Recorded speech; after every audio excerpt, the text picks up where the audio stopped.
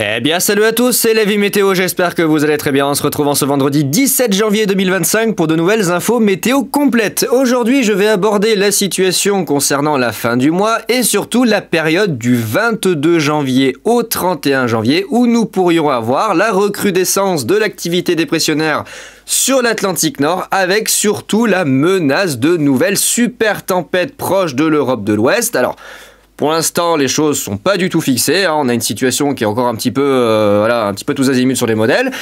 Cependant, je tiens à vous le préciser, j'ai regardé d'un coin de l'œil depuis déjà un peu plus d'une semaine la situation. Je ne vous l'ai pas dit, mais à nouveau, le modèle GFS qui malheureusement est trop souvent critiqué et qui visiblement n'est pas bien compris dans son fonctionnement, a déjà envoyé des signaux il y a quelques jours, notamment 4-5 jours, sur la situation de la fin du mois de janvier, situation qu'il maintient toujours, que beaucoup d'autres modèles à échéance plus courte rejoignent d'ailleurs sur son scénario de base, avec effectivement à nouveau une signature en va-et-vient qui va aboutir très certainement à échéance, entre le 22 et le 25, à l'établissement de ce que GFS avait annoncé déjà il y a plus de 5 jours. J'ai l'impression, je ne sais pas pourquoi, mais j'ai l'impression que je suis le seul à d'un seul coup avoir compris comment fonctionne le modèle GFS, c'est-à-dire dans sa méthode de modélisation, dans son calcul, dans sa représentation à échéance du comportement des centres d'action, avec sa signature si particulière d'extrême en fait qui nous fait, alors témoigne l'image que je vous ai montrée hier de la tempête à 935 qui était proche de la France, avec des vents à 200 km/h sur la Bretagne. Voilà, c'était drôle, c'était une échéance, c'était un run, voilà, on s'est bien amusé. Mais quand on reprend les choses plus sérieusement et qu'on prend du recul, qu'est-ce qu'il fait GFS dans son fonctionnement? Vous allez avoir à une échéance à peu près d'une semaine, d'un seul coup, vous allez avoir un point qui va apparaître.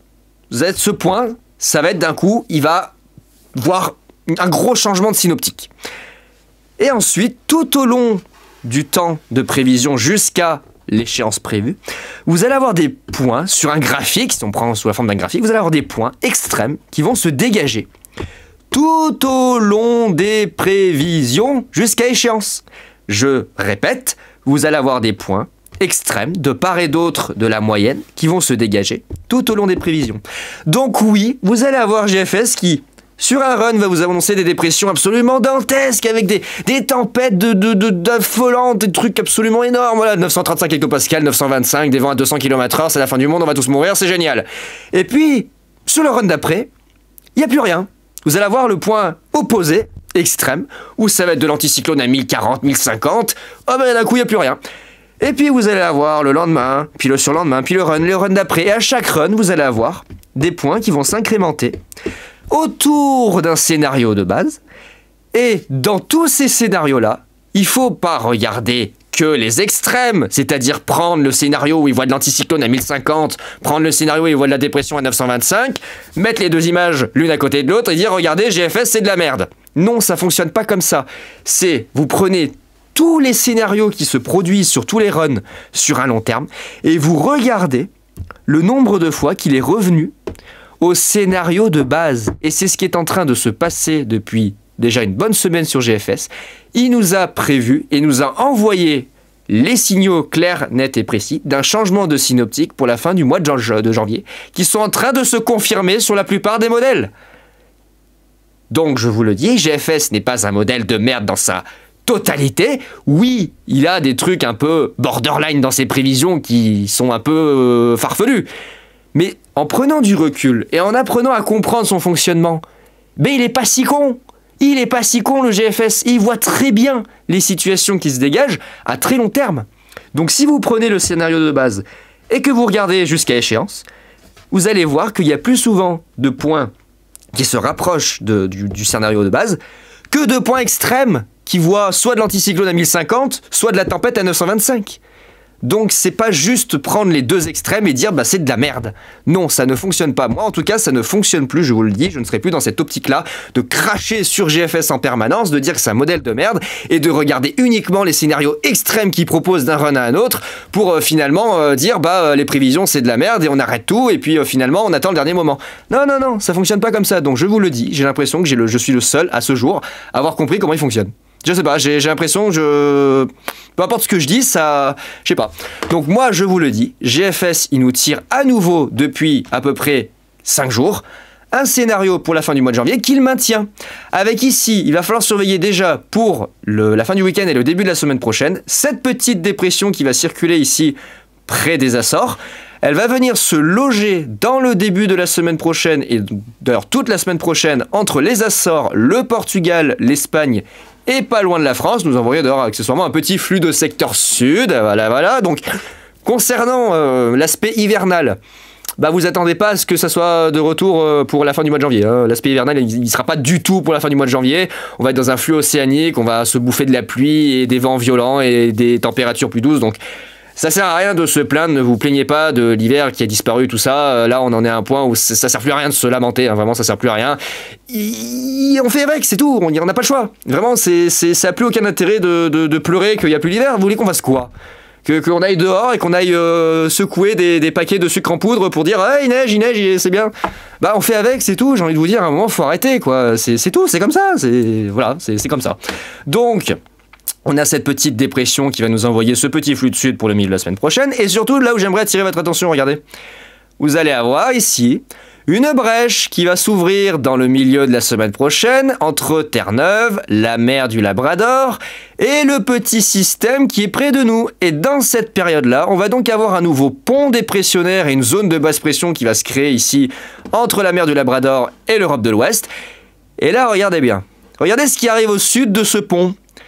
Cette petite tempête à 980 que beaucoup de modèles désormais voient va profiter de cette période pour remonter dans la zone et venir se transformer en bombe météo. On va avoir en fait tout simplement ici des conditions favorables à la formation de cette bombe, c'est-à-dire qu'à l'avant, on va avoir ici l'air doux subtropical qui va être aspiré par les Açores, et derrière, on va avoir tout l'air froid qui descend entre le Groenland, la mer du Labrador et Terre-Neuve, et donc la formation de cette bombe dans la zone où le pont s'est ouvert.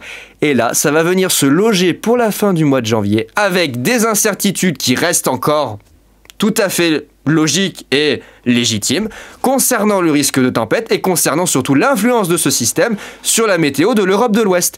Il y a quand même de fortes chances que cette dépression aux alentours du 24-25 janvier nous apporte de grosses modifications que GFS voit déjà depuis longtemps et que les autres modèles commencent à s'accorder.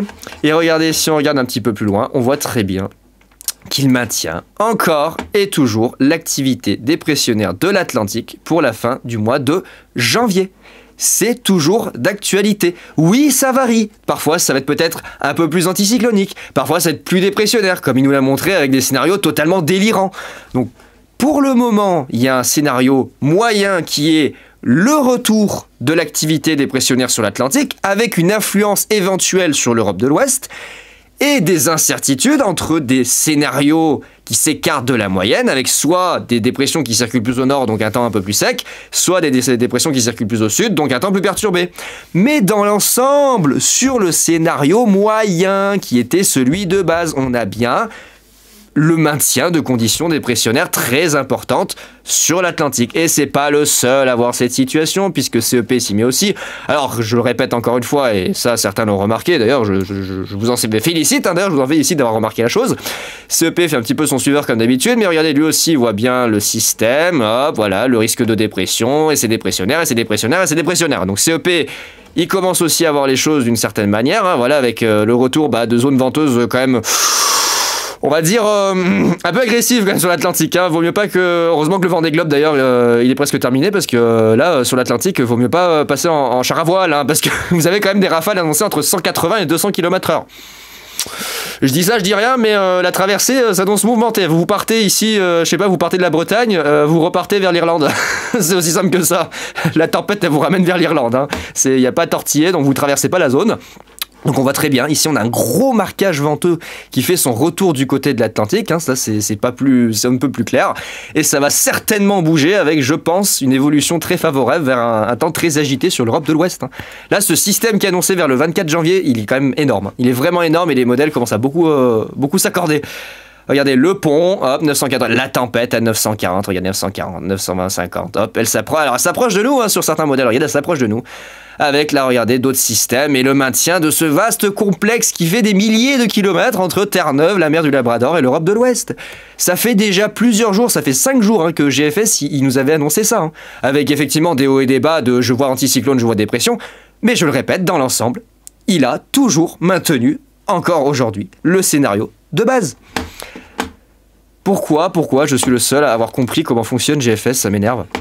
Moi, je veux plus cracher sur GFS. Arrêtez de cracher sur GFS, ça sert à rien. Ça sert à rien, vraiment, ça sert à rien. Tant que vous n'avez pas compris comment il fonctionne, arrêtez. Ne parlez pas de GFS si vous ne savez pas comment il fonctionne.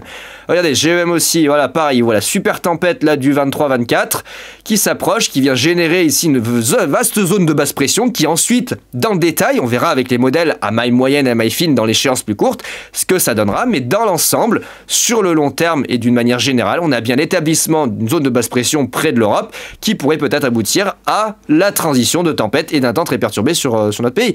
Pas forcément hivernal, mais en tout cas un temps vraiment très agité. Lui aussi, regardez.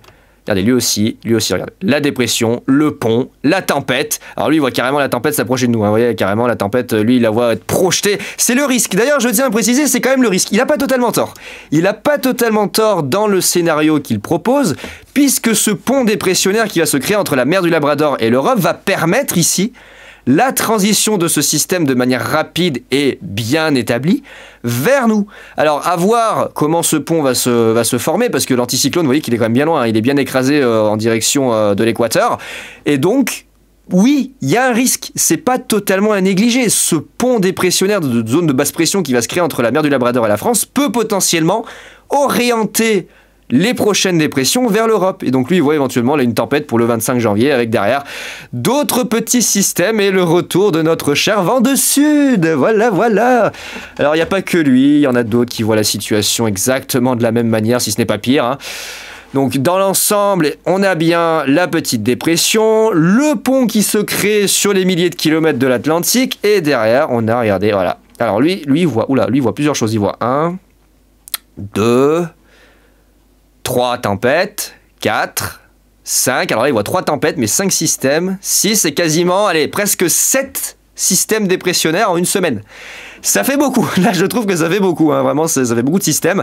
En soi ça suit une logique, c'est qu'on a un complexe dépressionnaire immense et on a plein de mésodépressions, regardez qui tournicotent comme un manège, vous avez comme un petit manège, vous avez le truc général qui tourne et vous avez tous ces petits systèmes secondaires qui viennent transiter, voilà, qui prennent naissance au sud et qui partent en direction du nord-est. C'est tout à fait logique, ça vient prendre ici l'énergie près des Açores et ça fait un conflit thermique et vous avez tout simplement le jet stream qui vient alimenter les petits minimums. Voilà, donc lui un petit peu excessif mais un scénario tout à fait possible. C'est pas impossible, ce sont des scénarios tout à fait réalisables. Après, dans le détail, bien évidemment, il faudra voir et attendre que l'échéance arrive. Ça se passera pas forcément comme ça. Mais on voit très bien que dans l'ensemble, la plupart des modèles s'accordent sur l'établissement ici d'une vaste zone dépressionnaire sur l'Atlantique Nord. Ça y est, sur Arpège, on voit la tempête, regardez, qui arrive sur la mer du Labrador, qui va ponter avec le système près du Portugal et qui va nous ouvrir la brèche pour la fin du mois de janvier. GFS le voit déjà depuis un petit moment. Regardez, si je remonte, je crois que c'est le 13 janvier. Vous savez quoi, je crois que c'est le 13 janvier. Il me semble que si on regarde vers le 13 janvier, voilà, regardez. Regardez le 13 janvier, y voyez déjà, regardez l'ouverture ici sur l'Atlantique Nord de l'activité dépressionnaire. Il la voyait déjà le 13 janvier et je ne l'ai pas montré, je vous en ai pas parlé parce que je savais très bien que ça allait faire des remous. Donc je l'ai gardé pour moi. Je me suis dit, garde-y, garde à l'œil ça, t'en reparleras plus tard une fois que ça sera confirmé. Bah là j'ai envie de vous dire, à l'échéance à laquelle on est, pour moi c'est confirmé. Regardez ce qu'il voyait déjà. Regardez ce qu'il voyait déjà pour la fin du mois de janvier. C'est... Enfin, je sais pas ce qu'il faut de plus que j'explique sur GFS, sur son fonctionnement. Ça me désole parce que finalement on est là à se plaindre, on est là à se lamenter, on est là et en fait ça sert à rien, ça a aucun intérêt. C'est contre-productif de notre passion même. J'arrive pas à comprendre, ça sert à rien. Alors oui, effectivement, les hivers sont plus ceux qu'ont connus nos parents, nos grands-parents, et même ceux qu'on a connus il y a une dizaine d'années. Même moi, effectivement, je vois la différence. Mais, enfin, vous voulez qu'on fasse quoi de plus? Vous voulez qu'on fasse quoi de plus, ça, sérieusement? C'est pas en pleurant et en étant larmoyant, là, en nous lamentant comme pas possible que ça va avancer les choses. Il faut faire avec, c'est tout. Il faut faire avec. Moi, j'ai arrêté d'être fataliste et de pleurer, de me lamenter sur mon sort. Je prends ce qui vient, c'est tout. Oui, il y a des périodes où c'est vrai que c'est chiant. C'est vrai que c'est chiant. Regardez, il y avait déjà des signatures dès le 10 janvier. Oh. Dès le 10 janvier, regardez, il y avait des signatures pour la fin du mois de janvier. Ça fait déjà plus de 10 jours que GFS nous avertit. Ça fait déjà plus de 10 jours que GFS nous avertit. Bon, je dis ça, je dis rien. Hein. Voilà, voilà. Alors juste, j'aimerais vous montrer où est-ce qu'il est. Alors attendez, je veux juste regarder l'ensembliste. Impeccable, impeccable. Même l'ensembliste, il réagit très très bien. Oh là là, ouais. Ça va bouger. Ça va bouger en tout cas le quantile. Attendez, je vais juste regarder le quantile maximal quand même pour voir. Alors, ah non, on peut pas la mais dans le quantile maximal, ça sert à rien parce que en fait, il est tellement aléatoire. En fait, il y a tellement de scénarios possibles et imaginables que les quantiles en fait, ils se mélangent et ça fait une espèce de bouillon là, totalement dégueulasse. Non, je voulais vous montrer, attendez. Le AIFS. Regardez le AIFS, pareil, j'ai regardé et lui, il réagit beaucoup. Il réagit vraiment très bien pour la fin du mois de janvier et à mon avis, on va avoir des choses à dire. Il va y avoir beaucoup de choses à dire, regardez. Voilà, le gros système, le pontage, le gros système, hop, ça fait un énorme complexe dépressionnaire sur la période du 24 janvier. Une petite tempétoune pour le dimanche 26 avec le retour du vent de sud. Alors ça va certainement disparaître hein, d'ici là et changer par autre chose. Mais là on voit très bien qu'on a l'ouverture, regardez, on a une ouverture qui est bien nette et précise de l'activité dépressionnaire. Ça fait déjà plusieurs jours que GFS nous avertit. Pourquoi s'acharner à ne pas y voir?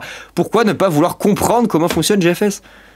Ouais, j'ai plus envie d'argumenter, hein, clairement, j'ai plus envie d'argumenter, maintenant j'ai mon opinion sur ça. Donc vous vous débrouillez, clairement vous débrouillez, vous faites avec ce que vous voulez, mais moi j'ai mon opinion, j'ai mon avis sur le fonctionnement des modèles, notamment de GFS maintenant. Donc ça sert plus à rien d'essayer de me dire quoi que ce soit, moi j'ai compris comment ça fonctionne. J'ai compris comment il fonctionne. Je viens de comprendre en fait sa méthode, la méthode qu'il a pour calculer les scénarios à long terme. C'est pas qu'il est con, il est pas con GFS, il est vraiment pas con ce modèle, il est pas con du tout. C'est juste que dans sa méthode de modélisation, dans sa méthode de calcul, bah en fait vous avez un point de départ et vous avez des extrêmes avec une moyenne. Et vous avez de temps en temps des points qui forcément sortent de cette moyenne, qui vont trop loin, soit dans le positif, soit dans le négatif. C'est tout à fait logique. Et vous avez, dans tout ça, des scénarios qui se rapprochent de la moyenne, qui sont normaux, mais qui tiennent toujours et qui sont raccordés au scénario de base. Voilà, je pense que j'ai bien mis les choses au clair concernant ce que je pense vis-à-vis de GFS. Donc maintenant, vous faites bien ce que vous voulez avec ce que je vous dis. Mais moi, en tout cas, je ne bougerai plus concernant mes avis sur GFS. Et vous faites bien ce que vous voulez. Mais moi, en tout cas, je ne m'amuserai plus à lui cracher dessus de manière volontaire. Je me foutrai toujours de la gueule de certains scénarios, comme je l'ai fait hier avec la tempête à 935 et les vents à 200 km/h sur la Bretagne, parce que c'est marrant. Ah, voilà, vous avez des scénarios qui forcément on prête un petit peu à sourire, parce qu'on sait très bien qu'ils ne se produiront pas à l'échéance à laquelle on est. Mais d'une manière générale, je ne m'amuserai plus en tout cas à cracher sur GFS de manière volontaire et vraiment à le dénigrer à un point pas possible. Et à dire limite, bah on fait plus de prévisions. Ah bah écoutez, si vous voulez attendre le dernier moment que les choses arrivent et qu'au final ça nous arrive dans la pleine gueule et puis que bah on n'ait rien vu venir, bah écoutez c'est votre problème, hein, c'est plus le mien. Moi en tout cas, je me souviendrai toute ma vie, jusqu'à ma mort, je me souviendrai toute ma vie de la tempête Kiaran. Ça je m'en souviendrai, c'est vraiment quelque chose qui m'a marqué, que d'avoir réussi à prévoir la tempête Kiaran avec accessoirement GFS à 10 jours d'avance. Ça je m'en souviendrai toute ma vie. Vous pouvez me dire ce que vous voulez, je m'en souviendrai toute ma vie, ça a été la meilleure prévision que j'ai jamais faite. Pour moi ça a été la plus grosse réussite en prévision que j'ai pu faire. Je sais pas si vous vous rendez compte, à 10 jours d'échéance, les modèles avaient raison. Notamment le modèle américain, hein, qui pour le coup s'en est bien sorti. Voilà, voilà. Vous remarquerez d'ailleurs accessoirement qu'en ce moment, il fait quand même relativement froid. J'en ai pas beaucoup parlé, mais on a du froid et des pluies verglaçantes qui se baladent un petit peu partout en ce moment. Oui, il fait froid. Hein. J'avais fait une carte bilan d'ailleurs des températures, j'ai oublié la Meurthe-et-Moselle, je suis désolé. Mais voilà, il fait bien froid, un froid hivernal plutôt correct, hein, -3, -4, il y avait des températures un petit peu plus basses il y a quelques jours avec des proches des -10 hein, dans certaines régions, donc c'est plutôt pas mal, hein, c'est des températures hivernales correctes. Quand même un peu basse, hein. C'est vrai qu'au bout d'un moment ça commence à bien piquer, mais voilà, on est dans des valeurs plutôt correctes. Ce petit coup de froid nous fait pas de mal. C'est quand même plutôt une bonne chose. Voilà les amis. Alors faites gaffe, juste petite précision, en dehors des prévisions à long terme, faites gaffe ici sur voilà, les régions du nord, enfin même sur une bonne partie du pays, mais surtout sur les régions du nord, vous allez avoir des phénomènes de bruine et de pluie verglaçante, voire de la neige industrielle qui pourrait tomber entre demain et dimanche. Je vais peut-être émettre une vigilance spéciale, je vigilance jaune, verglas ou neige, je sais pas, mais en tout cas faites attention ici entre la Bretagne, les Pays de la Loire, le centre-Val de Loire, les régions centre d'Île-de-France, la Normandie, les Hauts-de-France, du côté également de la Meurthe-et-Moselle, voilà, les Ardennes, pas les Ardennes, pardon, l'Alsace-Lorraine. la vallée du Rhône, le Val-de-Saône, voilà, toutes ces régions ici au nord du Massif central, vous pourriez avoir des phénomènes de bruine verglaçante, de pluie verglaçante. Hein, c'est pas détecté par les radars, c'est vraiment très très fin, c'est des brumes avec du verglas qui gèle en fait, c'est des sortes de... Voilà, regarde, on voit très bien sur... voilà, oh là, on voit très bien sur arôme, alors arôme beaucoup plus étendu d'ailleurs, mais c'est des sortes de bruines verglaçantes que les modèles, que les radars ne peuvent pas détecter, donc faites gaffe, hein, ça risque de bien glisser sur les routes, il va y avoir pas mal d'accidents, je sens encore. Regardez-moi ça. Ouais, je vais devoir faire une vigilance. Je vais quand même devoir faire une vigilance, je pense, pour demain, parce que ça s'annonce quand même important. On pourrait localement atteindre les 0,5 à presque 1 cm de verglas. Ouh, ça va piquer. Et ça, je sais pas pourquoi, mais les services météo n'en parlent pas spécialement. Donc, je pense vous faire une vigilance quand même concernant ça. Alors, c'est pas évident d'y prévoir. Je vous cache pas que c'est vraiment pas évident de prévoir ce genre de phénomène, mais faites attention. Faites vraiment attention sur les routes parce qu'à mon avis, ça va glisser. Ça va vraiment bien glisser. Il va y avoir plein d'accidents encore à tous les coups. Hein. C'est inévitable, j'ai envie de vous dire. Comme à chaque fois. Donc voilà, je vous expliquais un petit peu ce qu'il en sera pour la fin du mois de janvier. J'y reviendrai dans le courant de la semaine prochaine avec la période là, du 22 où on va avoir le pontage qui va s'établir sur l'Atlantique. Je surveillerai la situation. On reviendra ici notamment voilà, à partir de mercredi. Au mieux jeudi, je reviendrai sur ce qui va se passer là ici. On va surveiller ensemble ce qui va évoluer au fil du temps. Et puis ensuite, regarder notamment l'arrivée de la tempête pour le vendredi 24 sur l'Atlantique et voir un petit peu comment ça va évoluer. Bon bah écoutez les amis, j'ai plus qu'à vous souhaiter un bon week-end et puis on se retrouve très vite pour de nouvelles infos météo. Allez, ciao tout le monde!